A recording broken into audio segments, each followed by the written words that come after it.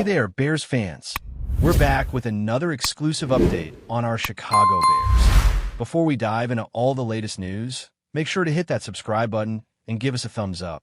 That way, you'll never miss out on breaking news and all the exclusive content we've got lined up for you. Now, let's talk about the latest injury updates and what it means for both our team and the rest of the NFC. We're diving deep into what's been happening with the Packers, starting with Micah Parsons. As we're recording this on Monday morning, around 10:30 Central Time, we don't have an official diagnosis yet. But from what we're hearing, the Packers are fearing that he may have torn his ACL. We should be getting a more official update soon, but if that's the case, it's a huge blow not just for this game, but for Green Bay's entire season. Losing Micah Parsons would completely shake up the playoff picture, especially for a team like the Packers, who've been relying on him to anchor their defense. If they're without him, it's hard to imagine how they could push for a Super Bowl. Micah has been an absolute force all season. Even though he hasn't gotten a sack in the last 2 weeks, you've seen him make his presence felt in every single game. I mean, if you watched that Bears versus Packers game last week, you saw how many plays he was involved in, even when he wasn't directly recording a sack. It's almost like every time he's on the field, he's causing problems for the opposing offense. Green Bay didn't just draft him to be a solid player. They invested big by trading 2 first-round picks and giving him a massive contract worth $47 million per year because they see him as their closer, the guy who could turn a good defense into an elite one. They've been hoping that he could be the guy to make them a serious Super Bowl contender, but without him, it's hard to see how they could still make that run. The situation is definitely one to watch, especially as we get closer to the official diagnosis. If Mike is out for the season, it's not just bad for this game. It's bad for Green Bay's chances across the board. Now, let's shift focus a bit to Christian Watson, who also left the game with an injury and was taken to the hospital. Thankfully, reports are saying that he avoided any major injuries, which is a relief for both Watson and the Packers. He's been one of their top playmakers, and Green Bay's offense has really clicked when he's been on the field. In fact, he's been one of Jordan Love's favorite targets since returning from injury. In the past 5 or 6 weeks, Watson has been making explosive plays left and right. You saw that firsthand in the Bears game, where he turned the game around with a couple of huge catches. He's averaging 17 yards per reception this season, and if you watch the games, you could just feel the difference he makes when he's out there. Reports from Rob Demovsky, the Packers ESPN reporter, have indicated that there's no issue with his lungs, so that's a positive sign for Watson. Even though he did go to the hospital, he flew back with the team, and it seems like there's no long-term damage. His status for the upcoming game against the Bears is still uncertain, but there's a real chance he'll be good to go for Saturday night. This is big for Green Bay because Jordan Love, despite having a great first half against the Broncos, struggled after Watson went down. It's clear that Love is much more comfortable with Watson out there, and without him, Green Bay's offense has a lot more trouble getting in sync. With Tucker Kraft already out for the season, losing Watson for any amount of time would really leave Green Bay scrambling. They need guys like Matthew Golden and Jaden Reed to step up big time, which, while possible, would be a lot of pressure on young players. Fortunately for Green Bay, it sounds like they dodged a bullet with Watson's injury, but that's not the case for everyone. Zach Tom and Evan Williams, 2 key starters for the Packers, also left the game with injuries. Tom is an offensive lineman, and Williams is one of their starting safeties. Head coach Matt LaFleur has said that he doesn't have any updates on how long these injuries will last. He mentioned that it could be anywhere from a week to 3 weeks before they know more. With the short turnaround to Saturday's game, it's looking like both players might miss the Bears matchup. For Chicago, this is a bit of a break, as losing those 2 guys would hurt the Packers' depth, especially in key positions. It's definitely a situation to keep an eye on as we head into the weekend. While we're focusing on the Packers' injuries, there's also the matter of Micah Parsons. Based on what we've heard, it doesn't look good for him, and it's very likely that he won't be playing this week. More troubling, though, is the fact that his season could be over. If that happens, it would be a huge blow to Green Bay, and it could make it nearly impossible for them to recover in time to make a Super Bowl run. As we wait for more updates, let's also talk about the Bears' injury situation. Rome Odunze aggravated his foot injury during warm-ups yesterday, and we haven't heard anything new since. Given that it's a short week, I'm doubtful that he'll be able to suit up this Saturday. If the Bears are smart, they'll give him the rest he needs, especially considering that his foot has been bothering him for a while now. He's been trying to play through the injury, but it's clear that he hasn't been as effective. Over the past 5 games, he's only managed 13 catches for 188 yards and just 1 touchdown.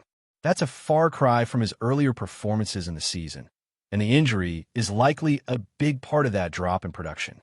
If Dune can't play, it'll put more pressure on guys like DJ Moore and Alam Zaccheaus, not to mention the tight ends. But fortunately, the Bears have seen other players step up recently, which could help alleviate some of the load. That's something to keep an eye on as the team prepares for the stretch run. The good news is that even if Dune can't play this week, he could still have a chance to return later in the season, assuming he's able to heal up properly. And in even more good news, linebacker Tremaine Edmunds is eligible to return from short-term injured reserve. While it's not guaranteed that he'll be ready to play this Saturday, it's possible that the Bears could activate him and have him contribute in a limited role. That would be a huge boost to the defense, as Edmunds has been playing some of the best football of his career before going down with injury. The hope is that even if he's not fully back yet, he could be available for a few snaps to help the defense hold down the fort. The Bears' defense, while solid, has been lacking a true playmaker at linebacker, and getting Edmunds back could be just what they need to elevate the entire unit. With players like TJ Edwards already stepping up, the combination of those two could be incredibly effective. If Edmunds can get back to full health by the playoffs, he would be a major asset in Chicago's run toward the postseason. Now, looking at the playoff picture, things are getting interesting. With 3 weeks left in the season, the Bears are in a solid position to make a playoff push. If they beat the Packers this week, they'll be a game and a half ahead in the NFC North. That gives them a lot of momentum heading into the final stretch of the regular season. If the Bears win their next 2 games, they'll be in a great position to clinch the NFC North. It's all within reach, and it starts with a big win on Saturday night. As we continue to monitor the playoff scenarios, it's important to remember that the Bears can clinch a playoff spot as early as this week if they win and the Lions lose. The path to the playoffs is getting clearer, and the Bears have a legitimate chance to make some noise in the postseason. But first, they'll need to take care of business against Green Bay. Keep an eye out for our live shows throughout the week, as we'll be breaking down all the latest news and updates. There's a lot to cover, and we'll make sure you're up to date on everything Bears-related as we approach the final stretch of the season. As we move further into the week, Bears fans, there's no shortage of storylines to follow. One of the most pressing issues continues to be the health and availability of our key players, as well as the state of our rivals, the Packers. Heading into Saturday's matchup, every injury report, every update, and every piece of news carries significant weight. The season is at a point where every game can dramatically shift the standings, and the NFC North is tighter than ever. For Chicago, that means staying on top of developments with Micah Parsons and Christian Watson is critical, but it also means keeping tabs on our own lineup, who's practicing, who's stepping up, and who might be limited come game day. Speaking of the Bears, one of the bright spots recently has been the emergence of younger players taking on larger roles. Even with injuries, we've seen athletes rise to the occasion and fill gaps in the lineup. With Roma Dune potentially sidelined, it opens the door for other receivers to make a bigger impact. DJ Moore has consistently shown he can handle the increased workload, and the tight ends have been making key contributions when called upon. The coaching staff has been creatively using personnel to adjust to injuries, whether that's rotating players in the secondary, mixing up formations on offense, or relying on special teams to provide an edge. Flexibility and adaptability have become central to the Bears' approach as they try to stay competitive in a division that has suddenly become even more unpredictable with injuries to the Packers. Tremaine Edmunds returning from injured reserve is another huge boost for the defense. When healthy, he brings speed, intelligence, and a playmaking ability that can completely change the dynamic of a game. Pair him with TJ Edwards, who has been performing at a high level since returning from his injury, and the Bears' linebacker core looks formidable once again. The back seven has the potential to create turnovers, cover receivers tightly, and provide consistent pressure on opposing quarterbacks. The front four may not be generating elite pressure, But with the linebackers making plays and the secondary locking down key targets, the overall defensive unit has the ability to control games. Having Edmonds back, even if it's limited snaps to ease him in, could be the difference in a close matchup against the Packers or any other NFC opponent as we move closer to playoff time. Looking at the NFC playoff picture more broadly, the Bears' position is starting to feel promising.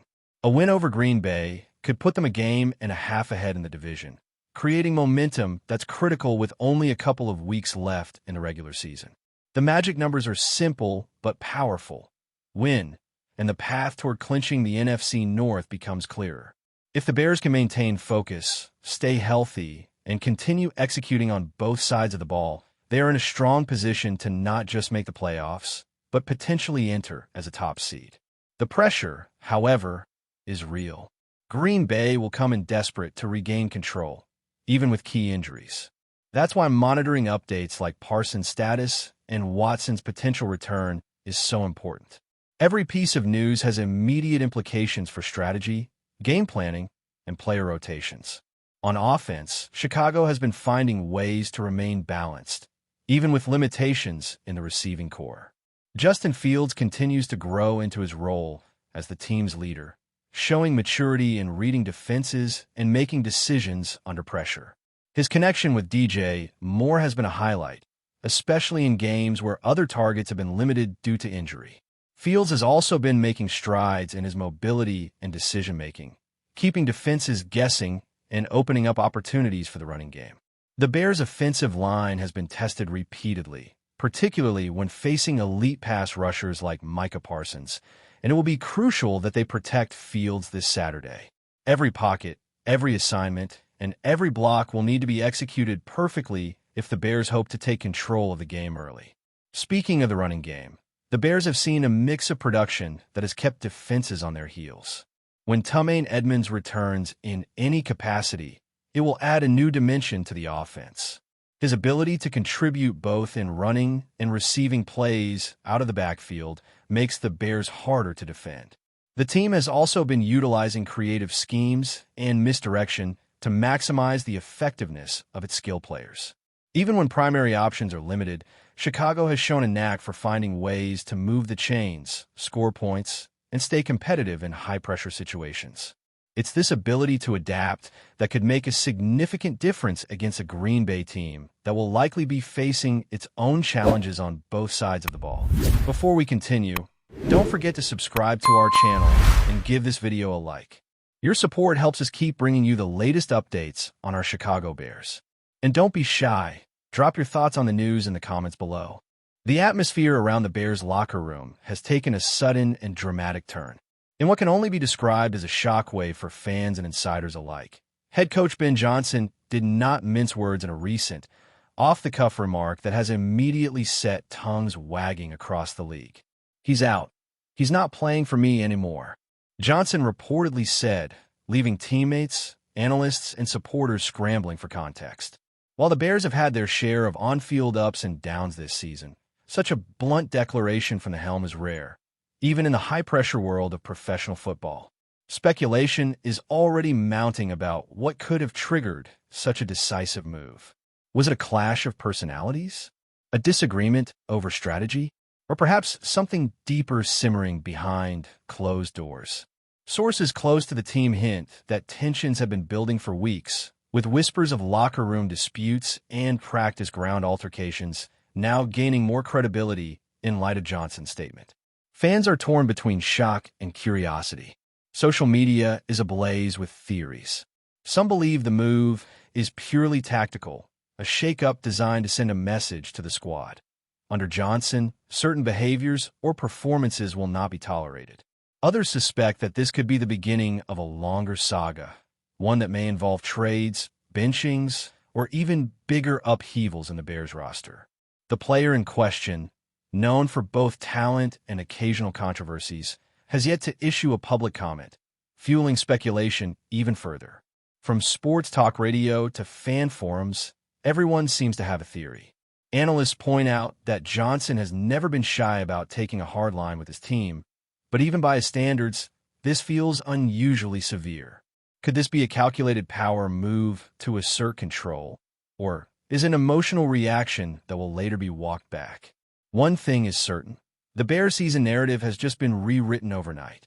Whether this decision strengthens the team or ignites further turmoil remains to be seen. But for now, the league watches, and fans can only wonder what fallout will follow in the coming days. That's it for this update. If you enjoyed the video and want to stay updated with exclusive news about our Chicago Bears, be sure to subscribe to our channel and hit that like button. We can't wait to hear your thoughts in the comments. See you in the next video.